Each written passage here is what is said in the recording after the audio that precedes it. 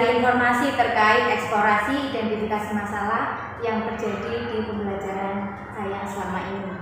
Ya, Ibu. Yang pertama, saya ingin mengetahui tentang pemahaman materi yang kurang maksimal pada murid.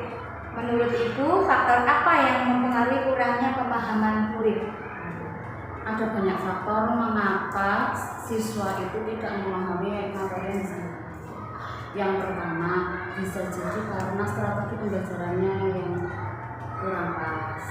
Kemudian juga bisa model pembelajaran yang digunakan guru juga yang kurang tepat. Bisa juga karena alat peraga yang digunakan juga belum pas. Dan juga tidak kalah pentingnya murid memahami materi itu juga dipengaruhi oleh persepsi yang diberikan oleh guru. Jadi bagaimana guru menyiapkan mental siswa itu juga nanti akan mempengaruhi materi itu terserap atau tidak kepada siswa. Ya Ibu, berikutnya menurut Ibu apa akibat dari siswa yang kurang memahami tentang materi yang diberikan oleh guru Ibu? Akibatnya tentunya nilai sumatif maupun nilai formatifnya rendah, dan lebih ke untuk menuju ke materi berikutnya nanti siswa akan kesulitan. Berikutnya terkait dengan murid yang belum lancar membaca itu. Kebetulan di kelas saya, di kelas ini, di kelas 4 itu ada satu anak yang belum lancar membaca itu. Menurut Ibu, faktor apa yang kiranya mempengaruhi anak tersebut sudah kelas tinggi namun belum lancar membaca itu? Membaca itu kan berkaitan dengan pemahaman simbol ya. Bisa jadi karena anak tersebut memang ada kelainan dalam memahami simbol-simbol baca, atau anak tersebut memang ada keterlambatan ya, ada keterlambatan juga bisa jadi, atau juga faktor kurang latihan atau perhatian dari orang tua. Berikutnya terkait dengan kolaborasi antara murid dan orang tua itu. Kebetulan di kelas saya, di kelas 4 itu beberapa kali ada pembelajaran yang melibatkan orang tua atau parenting. Namun ada suatu masalah, jadi kurangnya koordinasi orang tua. Jadi orang tua itu kurang maksimal dalam membimbing murid terhadap pembelajaran itu. Lalu menurut Ibu, seberapa penting peran orang tua terhadap keberhasilan murid dalam belajar itu? Penting sekali, sangat penting, justru itu yang paling penting. Kita tahu bahwa guru itu hanya mengambil berapa persen dari waktu yang murid punya, tapi orang tua itu kan hampir 90% waktu bersama mereka. Jadi mulai ditanamkan bahwa yang paling bertanggung jawab atas keberhasilan murid itu bukan guru, tapi bersama-sama dengan orang tua. Jadi sangat penting sekali komunikasi yang aktif antara orang tua dan guru. Terkait dengan pentingnya koordinasi orang tua tadi, itu menurut Ibu, mengapa dalam parenting itu orang tua itu tidak maksimal dalam membimbing murid Ibu? Kira-kira faktornya itu apa? Bisa jadi faktor kesadaran orang tua tentang pentingnya pendidikan. Juga bisa jadi juga faktor pendidikan dari orang tua itu sendiri. Nah, perlu guru memberikan motivasi kepada orang tua bahwa orang tua itu dan orang tua dan sekolah itu perlu kolaborasi. Berikutnya tentang pemanfaatan model pembelajaran yang inovatif. Secara realita masih banyak guru yang belum memanfaatkan model pembelajaran inovatif yang khususnya yang berpusat pada murid. Lalu yang saya tanyakan, menurut Ibu model pembelajaran apa yang perlu diterapkan di kelas tinggi khususnya di kelas 4 itu? Sebenarnya banyak sekali model pembelajaran ya. Dan tidak ada model pembelajaran yang sifatnya itu ideal ya. Model pembelajaran disesuaikan dengan situasi dan kondisi serta kondisi murid. Jadi tidak ada model pembelajaran kelompok atau model pembelajaran bermain atau bermain peran. Itu lebih baik tidak harus disesuaikan dengan materinya, disesuaikan dengan kondisi siswa. Nah itu penting seorang guru itu mengetahui latar belakang dari siswa tersebut agar tepat dalam menggunakan metode-metode belajar. Baik Bu, bagi saya sendiri ini masih belum maksimal dalam menerapkan model pembelajaran.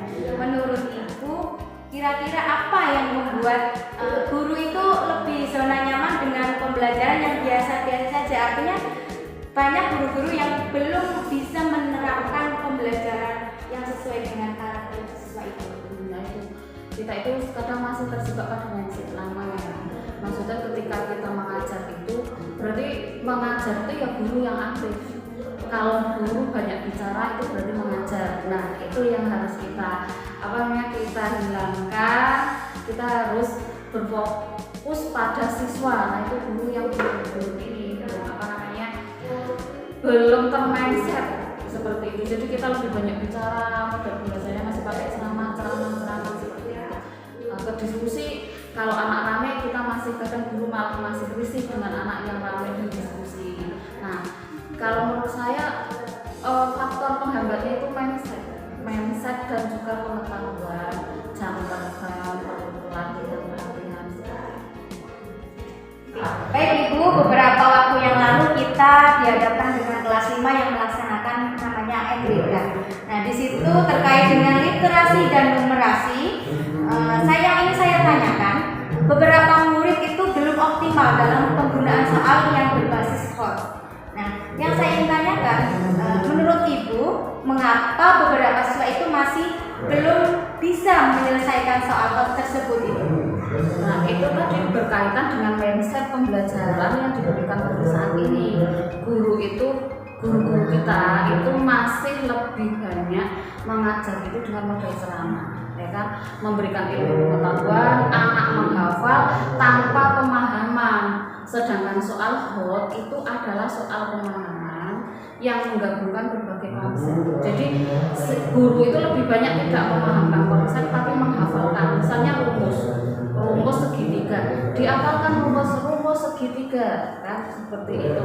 Tidak menanamkan rumus, asalnya mengapa kok alas kali individu dua itu asalnya dari mana? Nah itu yang perlu diperbaiki dari guru kita agar numerasi dan literasi itu berhasil. Guru harus memberikan pemahaman dengan berbagai cara, memberikan menjejali dengan soal-soal yang menghafal. Oke Ibu, terkait dengan soal yang berbasis hot ini ya Bu, dan terkait dengan ANBK kemarin, apa sih Bu pengaruh atas beberapa murid yang kesulitan dalam menyelesaikan soal hot ini? Akibatnya itu apa? Kalau ANBK itu kan pemetaan di rapor pendidikan satuan pendidikan. Ya kalau akibat yang dilihat ya nanti di rapor pendidikannya jelas. Kalau akibat untuk selanjutnya jangka panjangnya itu nanti siswa tidak bisa menyelesaikan masalah. Itu kan aslinya kan tujuan dari soal terus pembelajaran itu bagaimana kita memecahkan masalah dengan cara yang berbeda. Selanjutnya tentang pemanfaatan teknologi inovasi dalam pembelajaran, yang mana di era yang serba digital ini guru pun dituntut untuk bisa menguasai tentang hal TIK. Namun pada kenyataannya ada beberapa guru yang belum optimal dalam memanfaatkan teknologi informatika itu dalam proses pembelajaran. Yang saya ingin tanyakan, menurut Ibu, apa faktor penyebab mengapa guru itu belum bisa melakukan inovasi dalam pembelajaran? Nah itu tadi, guru itu masih pada zona nyaman ya, apalagi guru PNS yang sudah santai, tidak memikirkan apapun, terus mereka berpikir bahwa berinovasi ataupun tidak ya hanya seperti ini. Jadi untuk motivasi untuk meningkatkan kapabilitas itu masih belum yang dilaksanakan.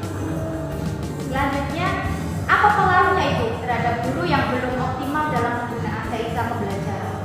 Ya pengaruhnya tentunya menghambat perkembangan pendidikan itu sendiri ya, karena kita sendiri kan tahu bahwa sekarang itu sudah zaman digital, sekolah sudah digital.